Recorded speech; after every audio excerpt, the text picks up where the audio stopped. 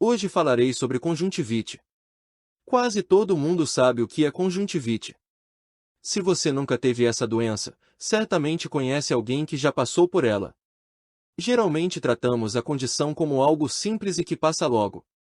Normalmente sua duração é curta e raramente existem complicações, mas é sempre importante consultar o oftalmologista.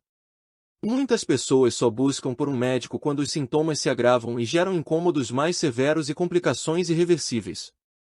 Os tópicos que falo neste podcast são: como saber se você tem conjuntivite? Como ela ocorre? Quais os seus tipos? O que causa conjuntivite? Sua duração e alternativas de tratamento. Como prevenir-se? Descubra as respostas para essas e outras questões importantes ao longo deste podcast e saiba como cuidar dos seus olhos do jeito certo. Começo falando o que é conjuntivite. É um processo inflamatório que atinge a membrana dos olhos, chamada de conjuntiva. Trata-se de uma membrana fina e transparente. Sua função é revestir a parte interior das pálpebras e a frente do globo ocular. A esclerótica, conhecida como a área branca dos olhos. Sua duração geralmente é curta e não ultrapassa 2 semanas. Normalmente ela ataca os dois olhos. Como o tipo mais comum é infeccioso, é normal que a pessoa tenha um olho infectado e acabe passando para o outro ao coçar e mexer neles. Agora entenda os tipos de conjuntivite. Podemos dividir os tipos de conjuntivite em bacterianas, virais e alérgicas. A conjuntivite bacteriana é a mais frequente. É transmitida pelo contato. Ocorre quando o indivíduo encosta suas mãos em uma área contaminada e depois leva aos olhos. Os agentes causadores mais comuns são Staphylococcus aureus, Streptococcus pneumoniae, hemófilos. Mas muitas outras podem gerar conjuntivite. Já na conjuntivite viral temos o grupo adenovírus. Esse grupo causa ainda resfriado comum, pneumonia, sinusite, bronquite, coronavírus também. Acredita-se que a transmissão viral não ocorra pelo ar, mas sim pelo espirro do paciente, tosse ou pela própria secreção ocular. Temos por fim a conjuntivite alérgica. Considerada a forma mais simples da doença, também exige a procura por um oftalmologista para prevenir o agravamento dos sintomas. Diversos agentes alérgicos podem causar essa forma da patologia.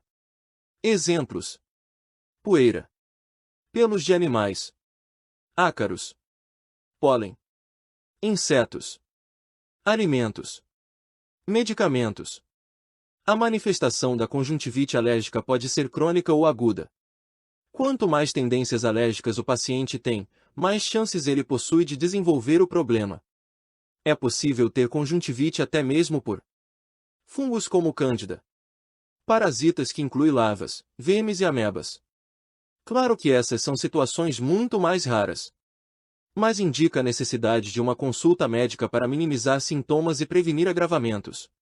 Principais sintomas de conjuntivite: excesso de lacrimejamento ou vermelhidão, constante ardência, incômodo que se assemelha à sensação de ter areia nos olhos, sensibilidade acentuada sob a presença de luz, bastante coceira, pálpebras inchadas, presença de secreção de cor amarelada ou esbranquiçada, olhos que ficam levemente grudados ao acordar, visão levemente embaçada. Ainda, em muitos casos, o paciente pode também sentir certos sintomas na região do nariz como vontade constante de espirrar, corrimento nasal, congestão nas narinas. A conjuntivite na maioria das vezes é desencadeada por infecções bacterianas. Então você poderá sentir outros sintomas diversos junto dela. Os tipos e a intensidade variam de acordo com o agente em questão.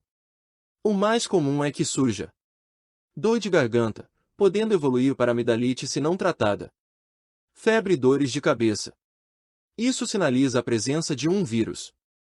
Fica difícil para o paciente saber a diferença. Ouça agora como devemos tratar a conjuntivite. Independentemente dos tipos de conjuntivite diagnosticados, faça a limpeza diária das pálpebras com apoio de água boricada ou soro fisiológico.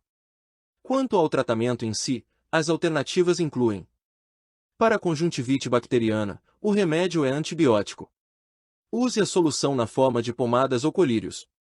Também é importante que o paciente mantenha os olhos limpos, realizando a limpeza constante ao longo do dia. Além disso, recomenda-se compressas úmidas e frias para proporcionar mais alívio aos sintomas. No tratamento para conjuntivite viral, o oftalmologista quase nunca receita um remédio para conjuntivite específico, porque esse tipo de manifestação geralmente tem duração menor. O objetivo é garantir alívio para os sintomas até que a doença passe sozinha. As limpezas constantes são ainda mais importantes todos os dias, o mesmo vale para as compressas. Para o tratamento da conjuntivite alérgica, também exigem o uso de remédio para a conjuntivite. Nesses casos, são empregados antialérgicos. As substâncias servem para combater os sintomas, minimizar a doença e prevenir crises. Caso o paciente utilize lentes de contato, é importante que seu uso seja suspenso sempre que qualquer irritação surgir. O tratamento e a prevenção da conjuntivite alérgica é muito importante para evitar a opacificação da córnea, o que prejudica gradualmente a visão. Sobre quanto tempo dura a conjuntivite? Uma média de 7 a 15 dias para causada por bactérias. Claro que tudo pode variar conforme a situação do paciente e a causa da doença. O tipo viral é o que tem menor duração, varia de 4 a 7 dias. Os quadros alérgicos tendem a ser mais duradouros se o ambiente for seco, muito poluído ou tiver outros fatores não propícios aos indivíduos alérgicos. Não importa qual seja a intensidade do caso ou a duração da doença, nunca recorra à automedicação. Só um especialista pode ministrar remédios de forma eficiente e segura. Do contrário, você pode piorar a sua situação. Você pode marcar uma teleconsulta com um clínico geral para ser avaliado rapidamente na plataforma de telemedicina Mosh. Quanto à conjuntivite ser contagiosa, apenas a conjuntivite bacteriana e a conjuntivite viral são contagiosas. Entenda como é possível prevenir a conjuntivite. As principais recomendações são: lave as mãos e o rosto com frequência. Evite coçar os olhos, principalmente se tiver apertado as mãos de alguém ou tocado em algum objeto que não pertence a você. Se tiver alguém infectado na sua casa, troque as fronhas dos travesseiros todos os dias. Troque também as toalhas do banheiro com maior frequência. Evite usar piscinas públicas ou de clubes. Priorize as toalhas de papel para os rostos e as mãos se usar o banheiro fora de casa. Não compartilhe produtos de limpeza, como rímel, delineador ou esponja. Evite aglomerações. Se você gostou deste assunto, considere assinar nossas redes sociais e nosso podcast Mosh no YouTube. Caso tenha algum assunto que deseja que eu comente no formato de podcast, basta mandar mensagem pelas nossas redes sociais. Fique atento para não perder os próximos episódios. Abraço e até breve.